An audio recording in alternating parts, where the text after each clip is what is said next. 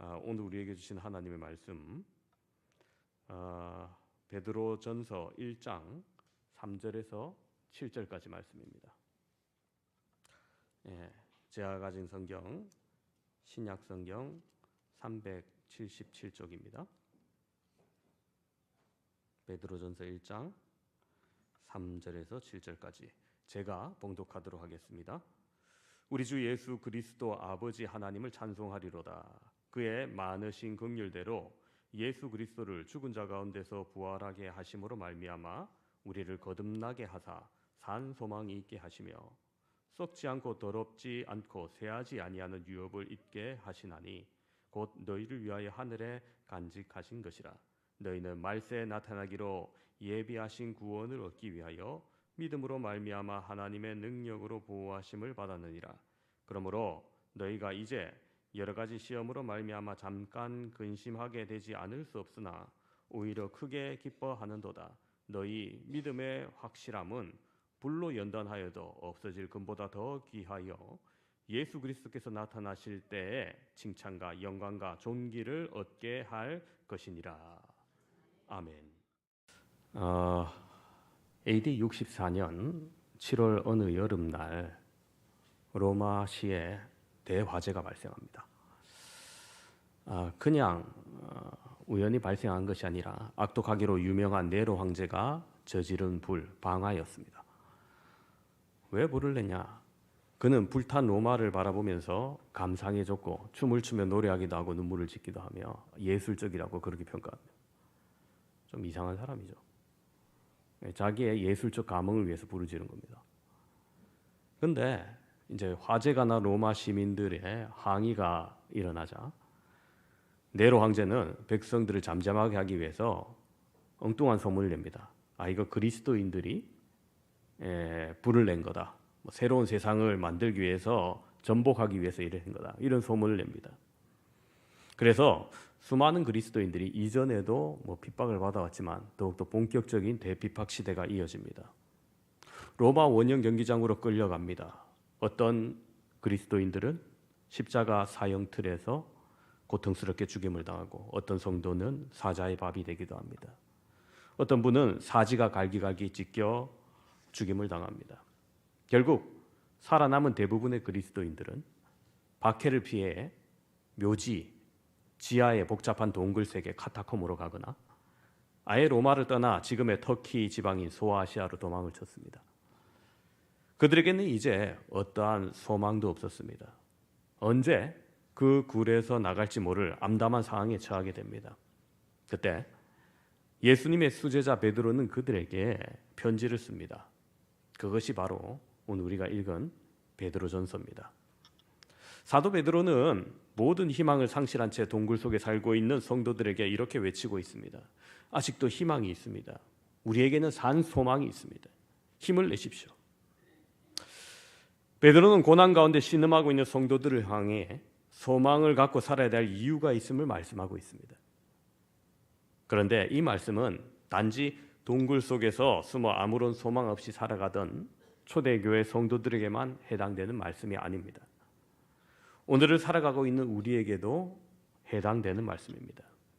주위를 돌아보면 하늘과 땅의 모든 권세를 가지고 계신 하나님을 믿고 있으면서 정작 우리가 아무 소망 없이 절망 가운데 살아가고 있는 분들이 종종 있습니다. 그러한 사람에게 오늘 사도 베드로는 좌절의 자리, 절망의 자리에서 일어나서 자, 이제 산 소망을 가지라. 산 소망의 노래를 부르라고 도전을 합니다. 그러면 우리가 많은 역경과 환난 또 절망적인 상황 속에서도 산 소망의 노래를 부를 수 있는 이유는 무엇일까요? 오늘 본문은 우리에게 찬송을 주신 이유를 잘 설명하고 있습니다. 첫 번째로 소망의 노래는 거듭남 때문인 겁니다. 3절을 보시면 이렇게 기록되어 있어요. 우리 주 예수 그리스도 아버지 하나님을 찬송하리로다. 그의 많으신 긍휼대로 예수 그리스도를 죽은 자 가운데서 부활하게 하심으로 말미암아 우리를 거듭나게 하사 산 소망이 있게 하시며. 그렇습니다. 여러분, 거듭난다는 말, 다시 태어난다는 말이죠. 거듭나는 것은 생물학적으로 다시 태어나는 것이 아닙니다. 위로부터 나는 것이며 성령으로 나는 겁니다. 이 거듭남은 선행이나 종교적 열심이나 자기 노력으로 되는 것이 아니라 오직 하나님의 긍휼과 사랑으로 되는 것입니다. 그러므로 겨자씨보다 작은 믿음이라도 하나님께서 받아주시는 겁니다. 일단 시작은 그것으로 족하다는 겁니다. 시작은 작을지라도 그 작은 믿음이 우리를 점점 변화시킵니다. 처음과는 너무나 다른 나로 변화시킵니다. 마치 애벌레에서 나비가 되듯이 다르게 됩니다. 성령으로 거듭난 사람은 그 길을 걸어가게 되는 겁니다. 완전히 새로운 모습으로 바뀌는 겁니다. 그 새로움이란 겉모습을 나타내는 것이 아니라 우리의 마음과 우리의 생각이며 우리의 행동까지 포함하는 겁니다. 그래서 어둠의 생활은 빛으로 바뀌고 죄의식에 눌려있던 삶이 자유로워지며 열등감에 눌리고 두려움에 눌려던 사람이 용기와 소망을 찾게 됩니다. 그래서 노래하게 되는 겁니다. 죽은 종교에 매여있던 사람들이 자유를 얻었는데 어떻게 노래하지 않을 수 있겠습니까? 그것은 모두 예수의 부활하심으로 성취된 신기하고 놀라운 기적적인 사실인 겁니다. 부활하신 예수님은 살아계시고 내 삶의 현장에 늘 계시기 때문에 어떠한 어려운 곳에서도 우리는 찬송하게 되는 겁니다. 때문에 그리스도인은 어떤 시련 앞에서도 찬송해야 합니다. 사랑하는 성도 여러분, 우리가 살고 있는 이 세상 반드시 탄탄대로 황금빛 도로만 놓여 있는 것이 아니죠. 때로는 우리가 달려가다가 비포장 도로를 만날 때도 있고요. 험한 돌길을 가기도 하고 바시밭길을 가기도 합니다. 흙탕물에 더러워지기도 합니다. 문제는 여러분 그 시련 자체가 좋으냐 나쁘냐를 따지는 흑백 논리가 아닙니다.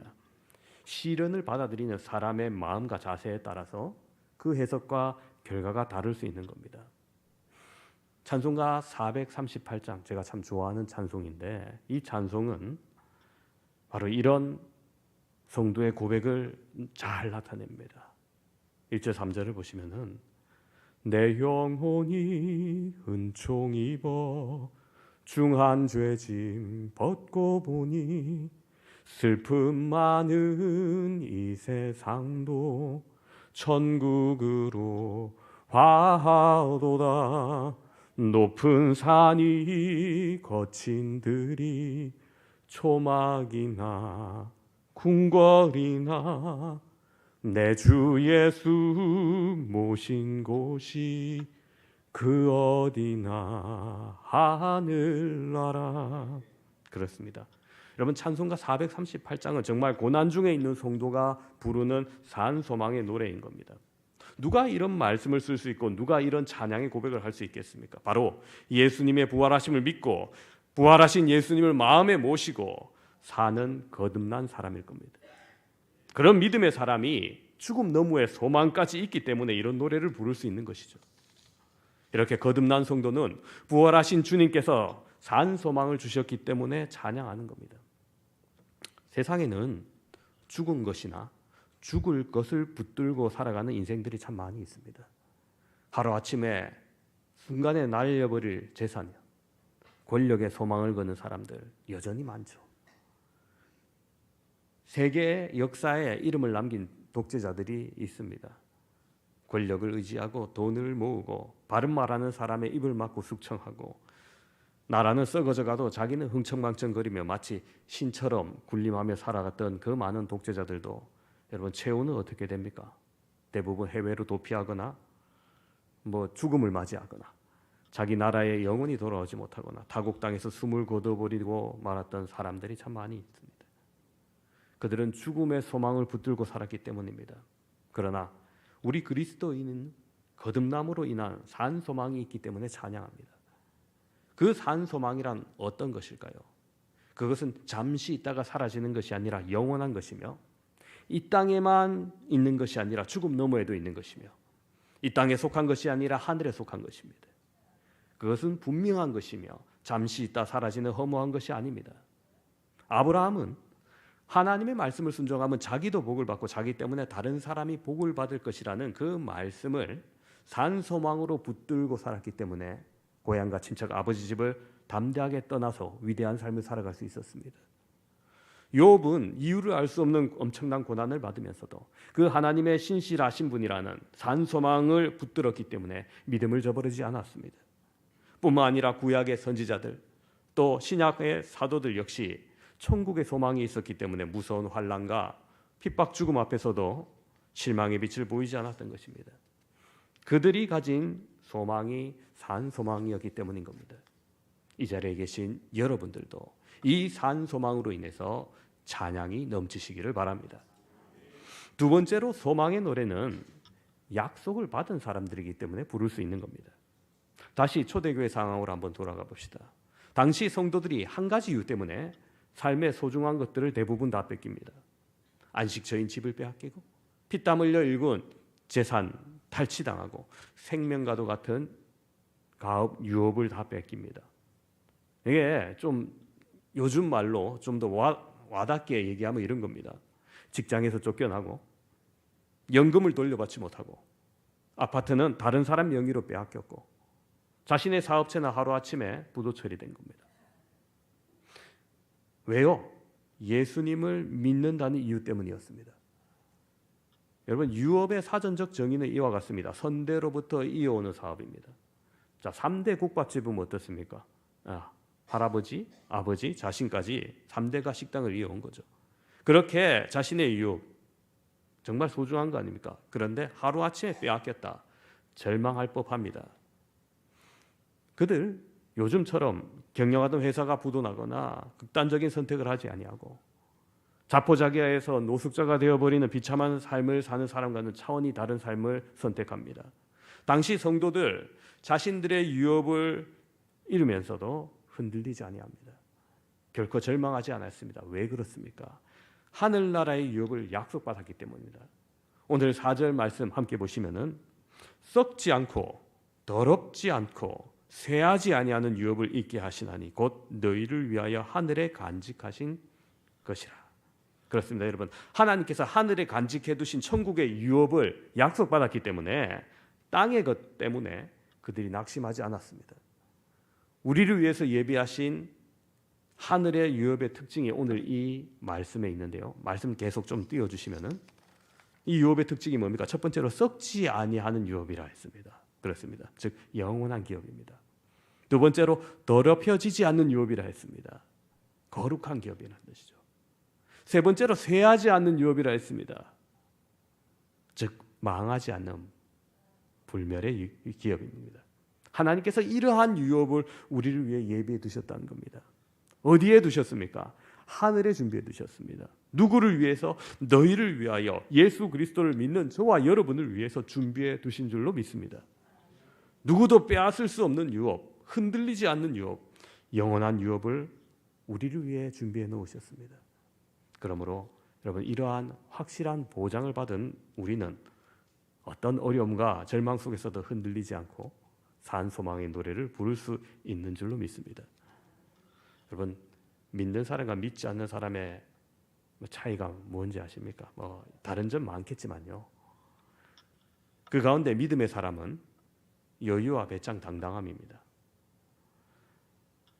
예를 들면 이런 겁니다, 여러분.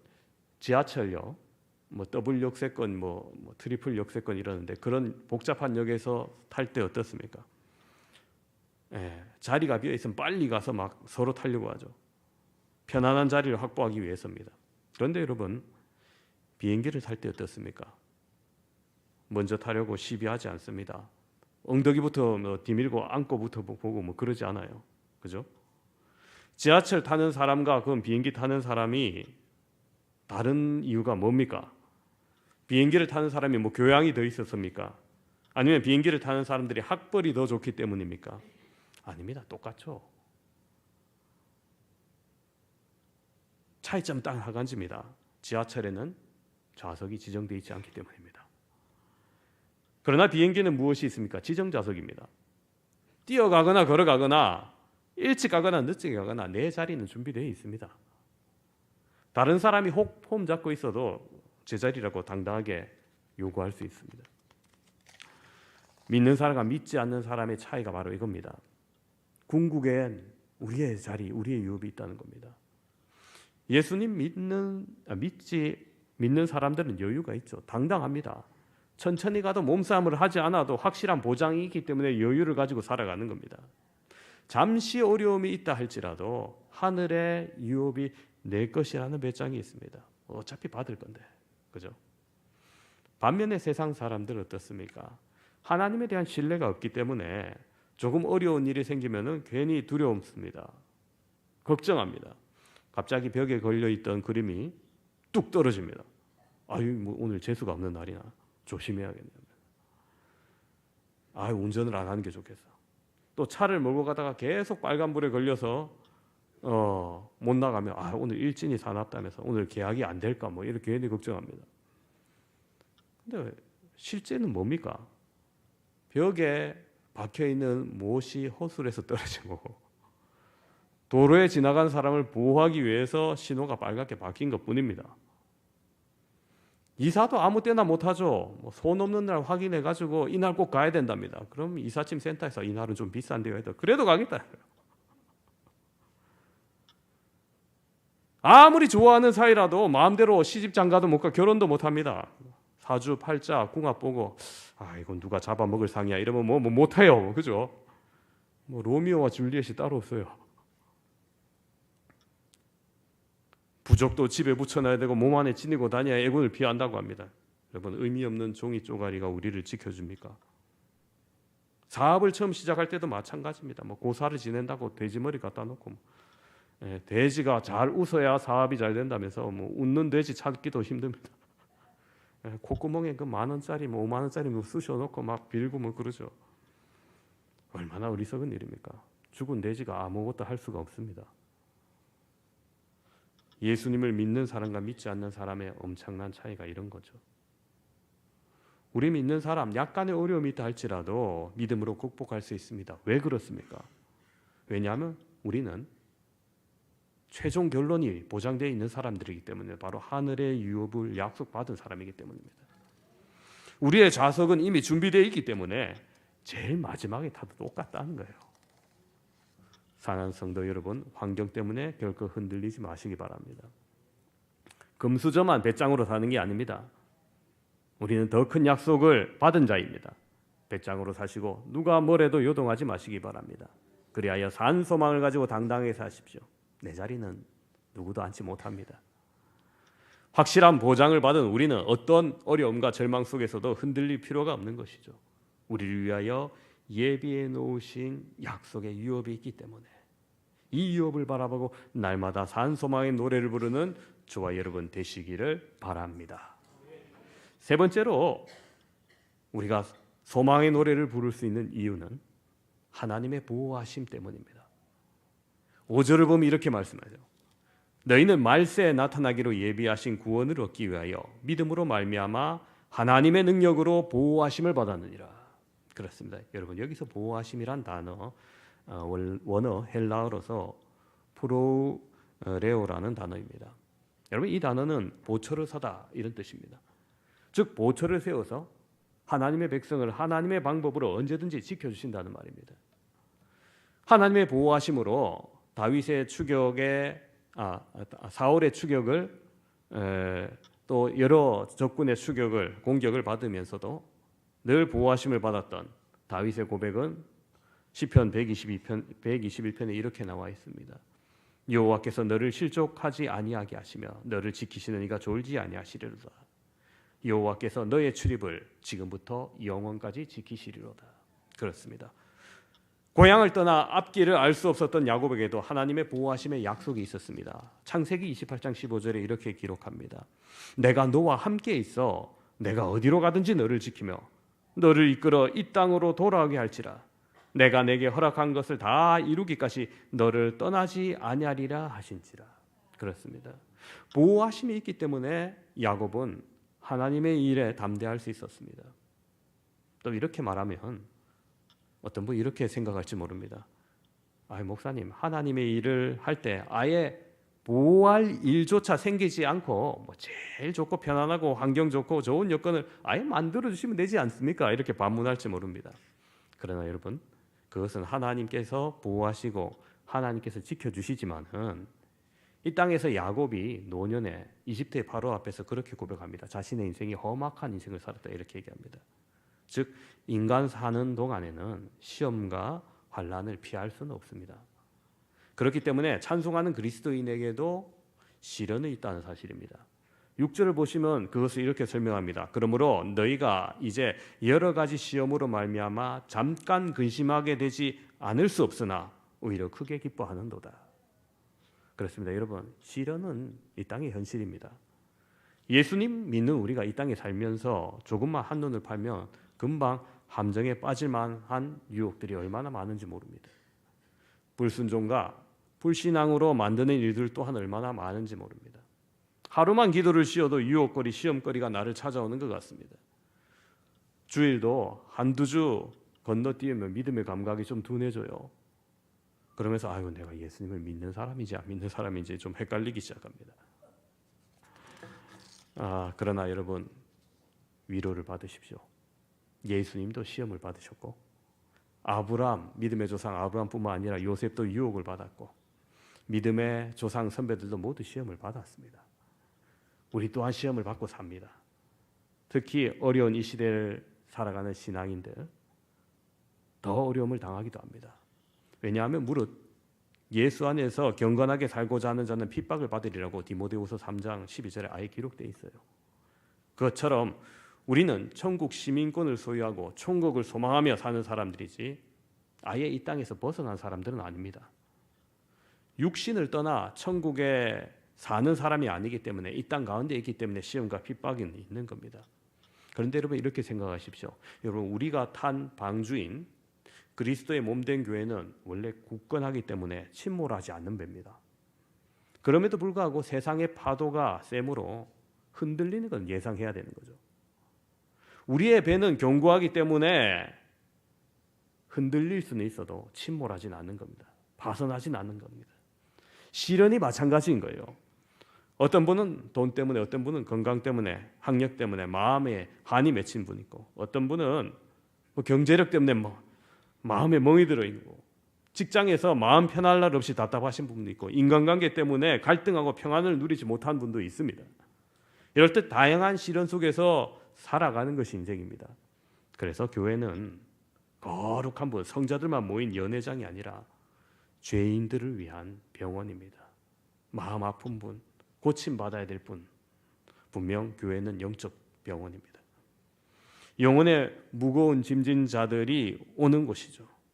세상에 문제 없는 사람은 아무도 없습니다. 때문에 환난 속에서 같이 살아가는 우리는 서로 자기가 당하는 것은 심각하고 남이 당하는 것은 그거 당연한 거 아니야 이렇게 생각하셔서는 안 됩니다. 그것이 얼마나 많은 사람이 실망하는지 모릅니다. 내가 다 이해하지 못한다고 해서 쉽게 말해서도 안 되는 거죠. 시련은 누구에게나 있고 누구에게나 시련은 심각한 겁니다. 그러나 성경은 말하기를 이게 중요해요. 시련은 잠깐이다라는 겁니다. 시련은 영원하지 않습니다. 이 잠깐이란 말의 의미를 우리가 생각해야 됩니다. 그것은 끝나는 때가 반드시 있다는 거예요. 우리 주님은 자기 자녀들이 시련 당하는 것을 결코 잊지 않으십니다. 잠시 후에 끝나도록 하십니다. 잠시 받은 환난을 잘 견디면 영원한 영광이 있을 겁니다. 환난은 결국 지나갑니다. 믿음을 가지고 참으시기 바랍니다. 그래서 여러분 시험에 빠지거나 죄 짓는 일 없으시길 바랍니다. 이제 성도는 시련 가운데서도 기뻐해야 됩니다. 혹 이렇게 말씀하실 수 있습니다. 어려움에 빠져서 고생하는데 어떻게 기뻐합니까? 지금 문제에 눌려서 숨도 못 쉬겠는데 기뻐하라니요. 그러나 성경은 말하기를 기뻐하라고 말합니다. 명령어로. 참으로 이해할 수 없는 일이겠죠. 하지만 믿음 때문에 받은 시련은 절대로 저주의 시련이 아니라 도리어 우리를 강하고 담대하게 만드는 훈련의 과정인 것을 알면 기뻐할 수 있습니다. 또한 시련은 반드시 상급이 있다는 사실을 우리가 같이 기억하시면 좋습니다. 오늘 본문 7절이 그것을 가르쳐줍니다. 너희 믿음의 확실함은 불로 연단하여도 없어질 금보다 더 귀하여 예수 그리스도께서 나타나실 때 칭찬과 영광과 존귀를 얻게 할 것이라. 아멘. 그렇습니다. 믿는 자들이 당한 시련 금보다 더 귀하다고 성경은 말씀합니다. 여러분 요즘 금값 참 비싸죠. 왜 비쌉니까? 변색되지 않는 보석이기도 하지만은 여러분, 단련된 신앙은 그보다 더 귀하다는 겁니다. 금이 아무리 좋아도 여러분 천년만년 지나면 없어집니다. 그러나 믿음의 시련은 더욱 빛나기만 할 것이라고 말하기 때문입니다. 가나안 농군 학교에서 생산되는 고구마는 다른 고구마에 비해서 좀 크다고 해요. 비료를 많이 주나 보다. 비료를 안 줍니다. 그럼 왜 큽니까?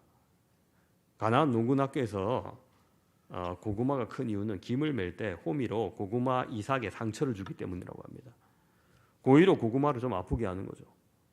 아물면 상처 주고 아물면 상처 주다 보면 고구마가 열받아서 더 커진다는 거예요. 네. 그게 덮어가면서 좀 더 커지는 거겠죠. 하나님께서 쓰시고자 하는 사람에게는 고난의 학교, 시련의 학교를 통과하게 만들고 거기에서 큰 믿음의 인물이 나오는 겁니다. 왕고구마로 만드는 작업인 거죠. 그럼 우리 여러분 혹시 여러 가지 시험이 다가오면 하나님께서 날 좀 더 크게 쓰시고자 하는구나 생각하시고 오히려 기뻐하시고 인내하시기 바랍니다. 혹 다른 사람이 호미로 자꾸 나를 찌르는 듯 아프게 하면은 성숙되어질 좋은 기회로 여기시기 바랍니다. 어떤 시련이 오더라도 왜 하필 나입니까? 이 말이 사실 좀 먼저 나오기도 합니다. 그러나 여러분 그것보다는 하나님께서 나를 왕고구마로 만드시는 과정이구나. 나를 위대한 하나님의 일구로 변화시키는 기회구나. 그렇게 생각하십시오. 고난이 올 때 주님은 결코 우리를 방관하거나 버리지 않으십니다. 오늘 말씀은 우리가 최종적인 구원을 얻는 그날까지 하나님의 능력으로 보호해 주신다고 약속하셨습니다. 이것이 바로 우리들이 고난 속에서 산 소망의 노래를 부를 수 있는 이유인 겁니다. 말씀을 정리합니다. 함께 예배드리는 사랑하는 성도 여러분, 오늘을 살아가는데 여러분 어떻습니까? 눈앞에 벽이 콘크리트 벽처럼 차갑고 단단하기만 느껴집니다. 학생들은 취업의 문제, 직장인들도 직장 안의 문제, 이성의 문제, 요즘 젊은이들 3포 세대, 5포 세대 이렇기도 하는데 금수저 아니면 살기 힘들어요 하고 시간을 비관하기도 합니다. 그럼에도 불구하고 여러분 담 너머 푸른 하늘을 바라보시기 바랍니다. 칠흑 같은 어둠 가운데서도 빛나는 별을 바라보시길 바랍니다. 그리고 산 소망을 주시는 주님을 의지하시기 바랍니다. 아무리 나를 아프게 만드는 자가 있어도, 아무리 나를 찌르는 환경을 주셔도 그것이 나를 더욱더 위대한 믿음의 사람으로 만드시기 위한 하나님의 계획임을 믿으시기 바랍니다. 그리하여 우리 모두 예수 그리스도를 믿고 거듭난 하나님의 자녀로서 썩지 않고 더럽혀지지 않고 영원히 새하지 않는 하늘의 유업을 바라볼 수 있기를 바랍니다. 오늘 우리가 믿음의 노래, 소망의 노래를 부를 수 있는 이유를 말씀드렸습니다. 첫 번째로 거듭남 때문이었습니다. 두 번째로 소망의 노래는 약속을 받은 사람이기 때문에 부를 수 있었습니다. 세 번째로 소망의 노래를 부를 수 있는 이유는 하나님의 보호하심 때문이었습니다. 어떠한 환경에도 여러분 여유 있고 당당하고 배짱을 가지고 살 수 있길 바랍니다. 그리하여서 우리의 삶 속에 부활의 주님을 찬양하며 산 소망의 노래를 부르는 믿음의 주인공들 다 되시기를 주님의 이름으로 축원합니다.